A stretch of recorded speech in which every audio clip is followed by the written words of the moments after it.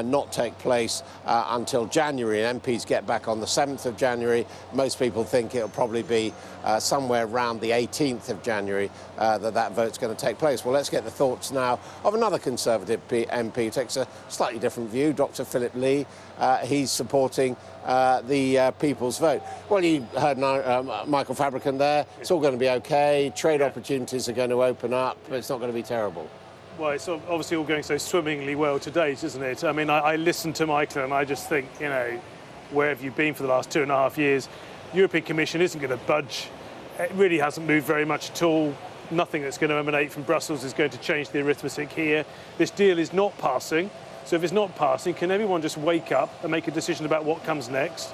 Because I'm personally getting a bit frustrated at that. I mean, let's just get on with it. But the problem is, even those people who think Parliament, we need to find a solution, some are saying we'll have a People's Vote, some are saying why don't we have a People's Assembly, some are saying why don't we go for a soft Brexit option. Well, there is not a solution to Brexit that will pass this House. There's no majority for any solution to Brexit. So if we can't do it here, then we have to pivot to the people and we say, look, these are two legally deliverable options. One's Remain, one's Leave. Take your pick. But your leader, Mrs May, she's gone out of her way. We know she's going to say this afternoon, forget it. No way is there going to be she's getting it very a wrong. People's Vote. To be honest with you, I do wonder who's advising her, Ad. Well, I mean, presumably people who say you were elected to deliver Brexit, you are trying to do it. You believe you brought back the best deal possible from Brussels. And I think she probably... which some Tories can support. I mean, Vicky Ford, I was talking to earlier, Michael Fabricant moving in that direction. The Brexit that was promised the public in 2016, the side of the bus, all the other nonsense that was promised, fundamentally this deal doesn't match up to that. And indeed, Norway Plus is even worse in that regard. I, in all honesty, cannot vote for that on the basis of what my Leave voters want, let alone what my Remain voters want. There's an impasse here. Everybody knows it. Delaying the vote is a disgrace. It should be taking place this week. If it's not taking next week, going to January, the result will still be the same. But a Prime Minister says it shows, if there was another referendum, that democracy has failed. Democracy cannot deliver on that majority in 2016. How on earth can it be undemocratic to ask the people whether they want to proceed with this form of Brexit? Because it's not the Brexit. Well, it's asking them again. It's the elites asking them again. It's a different question. That's the point. It's a different question. I mean, we should. I mean, if we could turn back the clock, 1975, we did the negotiation before asking the people. For some inexplicable reason, and I take my hands up here, I voted for it. We asked the public before doing the negotiation. Are we surprised that we've ended up in such a mess as we have done? Well, that's because MPs have decided, Parliament has decided, that the government has decided that they wanted to go into the European Union. The problem this time round is that the government was divided. Yes, but they actually had done some renegotiations. I think it was New Zealand butter, there was bits and pieces. Fundamentally, the public knew what they were going to get if they voted A or voted B. Last time round, it was the status quo versus not the status quo. It wasn't defined. What's got to happen, in your view, to get to the point that you want of a second referendum? The meaningful vote should be taking place this week. It is a disgrace that it is not taking place this week. We know what the result is going to be. Okay, there's been no movement from Europe in the last few days. Over 100 Conservative colleagues are going to vote against it. Why not we just do that and then go away over Christmas and reflect upon the reality of the situation, which is either we exit on a no deal or we go back to the public with two legally deliverable and practically deliverable options. That's the choice before us, Adam, but how can you do that if Mrs May says she's not going to do it? Well, I honestly don't know where the Prime Minister thinks it's going to end up. Because at the moment, there's an impasse here. She's not going to get her deal through. But isn't the truth that, in a sense, you are a servant of the people you disagree with, the hard Brexiteers, because the longer this drags on, the more likely is that what is currently in law, Britain leaving on the 29th of March next year, happens and there's no deal on the table. That's totally true that legally that's where we end up. But I refute the suggestion that parliamentarians should vote against their best judgment in order to deliver the people's will. We have responsibilities here not to screw up our country. And if we can see that this deal, or indeed no deal, which is even worse, is going to do that, I'm quite happy to turn around to my electorate and say, in my judgment, this is not in our interests, and front up. And I think Every single parliamentarian should be doing that now. And if there was a free vote, I would expect they would. I mean, see, if you did that and there was a totally free vote, Windows majority in Parliament remain. I think the whole thing was leaving the European Union. But it's now discovered that Brexit is actually going to be worse than what it would be in 2016. Go down the no-deal path, it most certainly is going to be. I do not think that it's in the interest of this Parliament to willfully vote for something that is going to be destructive. But even if Parliament votes for it, as I understand, it can't dictate to the government what it does. There is a problem with procedure here, but I would challenge any government if there was a motion before the House that passed saying that we wanted to put the deal to a public mandate, that the government could ignore that. If it chose to ignore that, we're into territory that the government shouldn't be getting into. Isn't there a side to you which says, well, perhaps it won't be as bad as everyone said? I mean, this is the Jeremy Hunt argument. Yeah. And also, it just would go on with these dreadful divisions in families, in individual constituencies across the country, if we go back to the polls again, with this sense of betrayal. Two things. The divisions are there already. We need to find a way of bringing people back together again, and I see no other way than involving the public in the decision going forward. And two, any cabinet minister advocating no deal is deeply irresponsible and should know better. Philip Lee, Dr. Philip Lee, thank you very much indeed for joining us. You're watching All Out Politics. Coming up next, The View.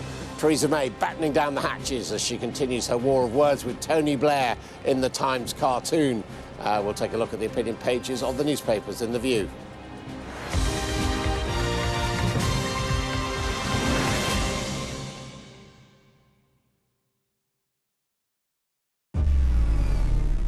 Deal is the best deal available for jobs and our economy that allows us to honour the referendum and realise the opportunities of Brexit. It's not hard to be the best deal if it's the only deal. By definition, therefore, Mr. Speaker, by definition, it's also the worst deal. A quick word for Sky News. President. Give us your reflection. I was watching Sky News during 3 hours yesterday.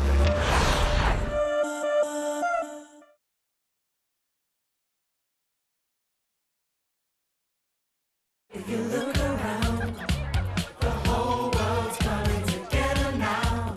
Can you feel it? Can you feel it? Can you feel it? Amazon has everything you need for the perfect Christmas get-together, with low prices and free delivery on millions of items, like Samsung's premium UHD certified TVs, Le Creuset cookware, and DeLonghi bean-to-cup coffee machines. For everything you need this Christmas, visit Amazon. Ah, the best British slate cheese board. Award-winning vintage red Leicester, Shropshire blue, creamy Saint Endelion brie, Somerset goat's cheese, vintage cheddar, and crumbly Wensleydale. When you celebrate this Christmas, make sure it's the best. Morrison's, when only the best will do. Please have your phone handy and get ready to light up a child's life this Christmas. Christmas is a magical time for children, but imagine how it feels if you're a child who's deaf-blind, like Elliot. Imagine how it feels if you can't see the Christmas tree or hear a carol. A text from you now could simply light up Christmas for a child like Elliot. Just text TOY to 70007 to give a Christmas gift of £3 to Sense. Your £3, a toy that will introduce him to wonderful new sensations and begin to make sense of the world around him. £3, that's all it costs to begin to bring a child who is deaf-blind into our world. So please, text TOY to 70007 and make a child like Elliot smile this Christmas. Thank you. Well, let's get The View now, look at the opinion pages of today's newspapers. Boris Johnson, former Foreign Secretary, at his Monday column in The Telegraph, and he says a second referendum treat people with contempt and it's time to prioritise getting a proper Brexit deal with the European Union. Claire Foges, David Cameron's old writer, writes in The Times that Brexit is one of the best things that's ever happened to the European Union, with the UK car crash departure strengthening the EU's resolve.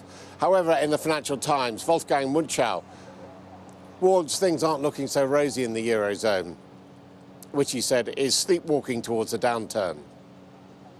The ghosts of Christmas appear before Theresa May in Blower's cartoon in The Telegraph. Tony Blair is the past, Jeremy Corbyn the present, and Jean-Claude Juncker, somewhat bewilderingly, the future. In Morton Morland's cartoon in The Times, Mrs May rather ironically accuses Tony Blair of insulting the office he once held, while she herself is barricading herself in a fairly undemocratic way. And who the hell does Tony Blair think he is? That's Dominic Lawson in the Mail. He says the idea of the former Labour Prime Minister leading the nation towards a manifest destiny is deranged.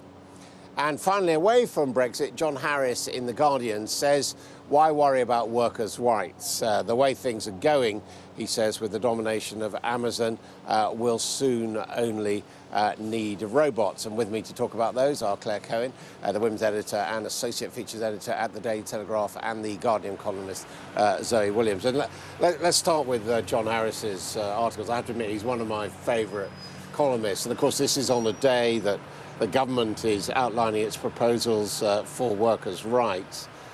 And basically, his message is, we're all buying parcels this Christmas from Amazon. Amazon doesn't treat its workers very well. It treats them almost as if they're robots.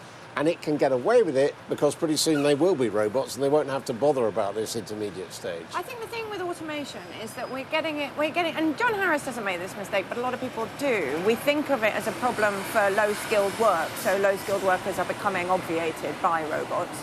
The truth of it is all workers are becoming obviated, you know. The role of surgeons, the role of accountants, the role of lawyers, everything is subject. And actually the less kind of human manual contact a job involves, the more likely it is that it will be automated in the next 20 years. Really the only way to do, the problem is, the answer to this is not to say let's not worry about workers' rights. The only way to deal with automation is to have some kind of labour force organisation so that we don't all end up as kind of serfs to a new class of AI billionaire. Claire, what do you think? I think, well, we've long known that Amazon doesn't treat its workers brilliantly, that it, you know, it values efficiency a lot of the time and how many boxes you can get packed in an hour over anything else. But I think that... But against that, it is an employer often in fairly hard-pressed areas. It is, that's very true, that's very true. But I just think also what it's overlooking by talking about this, and it's talking about introducing sort of headsets that employers are going to have to work before this robot stage, where they're going to be bombarded with messages and things that are popping up in their eye line that they've got to do, more boxes. And it's overlooking the fact that they're also consumers, and their families and their friends are consumers, and people especially in the Western world, really care about where their products are coming from, who's packing them, what conditions these people are working in. Well, do you think it's viable that people might start boycotting Amazon, for example? I think it's entirely viable, yeah. I mean, right-on retail has been a real buzzword this Christmas, and I think people increasingly care about the ethics of where they're shopping and what they're buying. I mean, there's an interim phase, though, isn't there? Because as you kind of grind down wages and introduce these kind of hyper-surveillance, neo-serf conditions in the workplace, there's a point which we're in at the moment where a lot of people can't afford to boycott Amazon because they can't afford to do it any other way. So it's a savannah play. I don't think it's sustainable, but I do think we're in this kind of very uncomfortable stage. John Harris does point out that after quite a lot of adverse criticism, the minimum wage went up at Amazon in America, in this country. But a share scheme was taken away, losing a lot of money, but does that show that pressure can work? No, it works in the kind of imbalance in labour organising. That's the only thing that works. So I would like to see a kind of radical renewal of the union movement where people can kind of join anonymously, have pop-up unions, have online unions, have emergence of sectors that aren't traditional. That's what you need. We're going to do it in the gift of Amazon. We can't wait for them to see their human